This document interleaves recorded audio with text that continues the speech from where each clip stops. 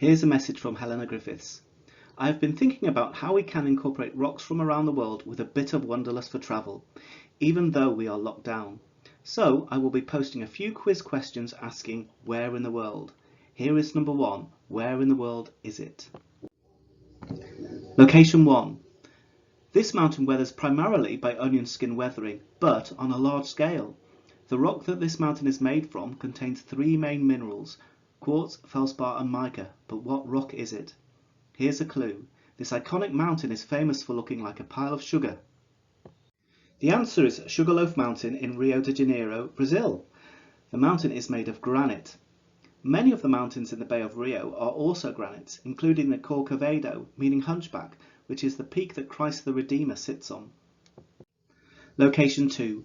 This rock used to be hot lava that has been erupted in large quantities from a volcano and then cools to become a rock. What rock classification would it be? The rock at this location has cooled very slowly, forming the hexagonal columns that you can see in the photos. What rock type is it?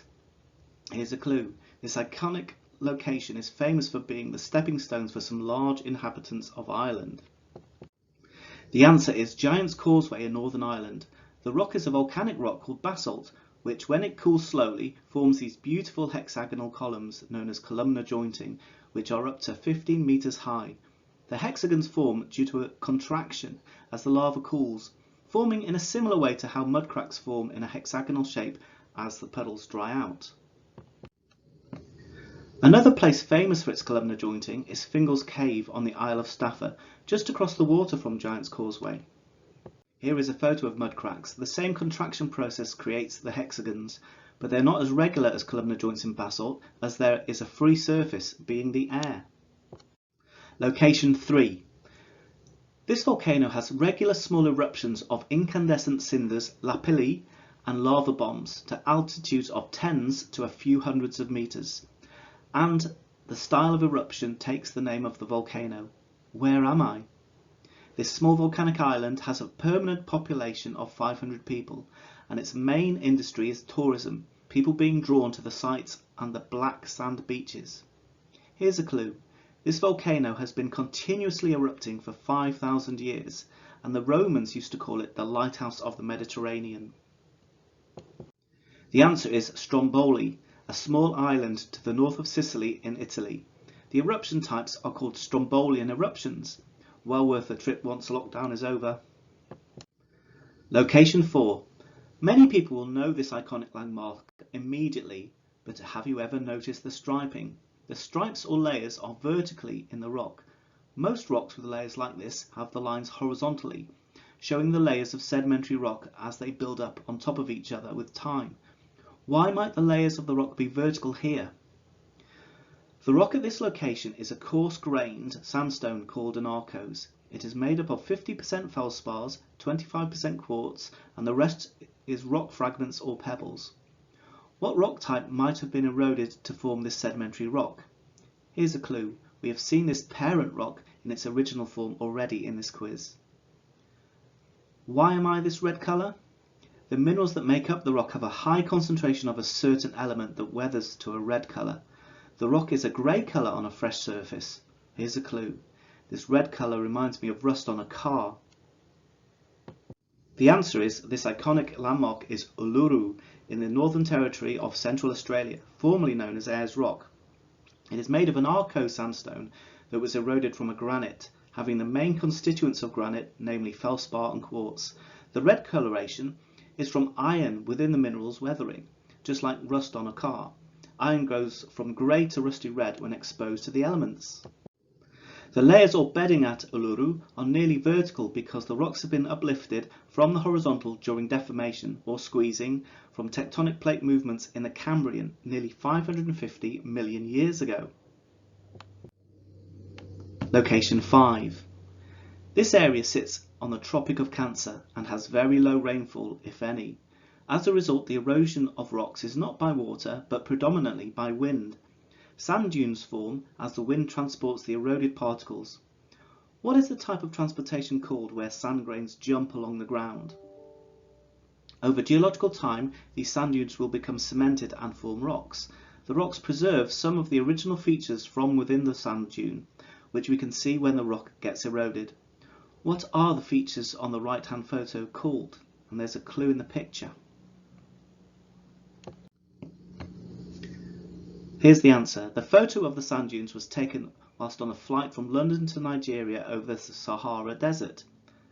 Now, sand grains, they move by a process known as saltation, and the features that we can see in the photograph here are called cross-bedding. Location 6. This location is the largest onshore oil field in Europe.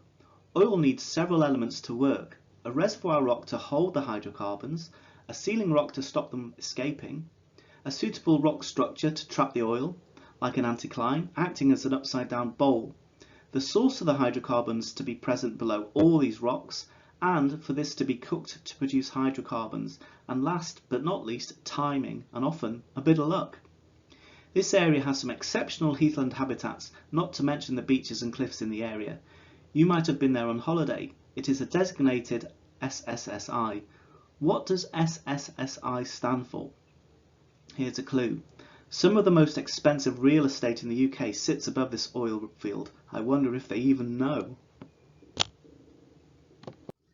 This location is Wych Farm oil field in Dorset. It sits under Poole Harbour, which is an SSSI, Site of Special Scientific Interest. The impact on the SSSI was an issue when first developing this field, as there were few places at the surface that they could site a well pad, so they used extended reach drilling from single pads for multiple wells.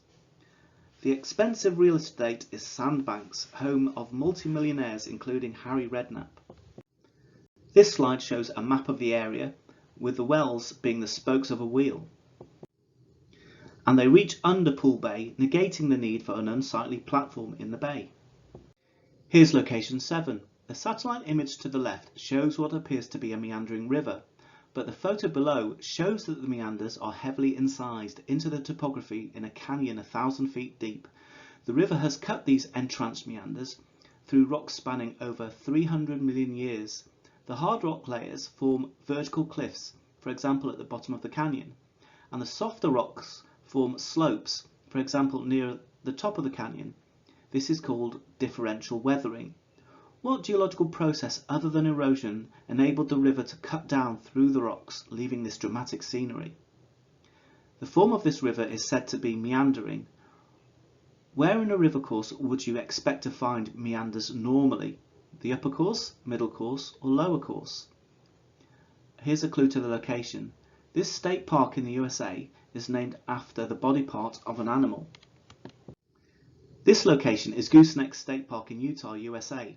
The river has formed these entranced meanders due to the uplift of the Colorado Plateau. Meanders are normally found in the lower course of a river system on floodplains, but as the land rose, so the river cut down, forming these sinuous or snaky canyon systems. For this final photograph, we're moving on from where in the world to what am I? So here's some clues. What is this a picture of? I am so heavy that I need a crane to be lifted, yet I am buoyant. I enable the flow of fluids through a fluid. I am useless in 30% of places on the earth. I am visible in a pool. That was a picture of what is called a driller riser pipe.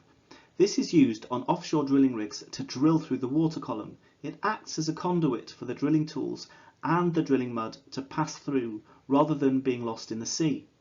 The riser has to be buoyant to support its own weight in water, otherwise the weight of it hanging below the drilling rig or ship would sink the vessel.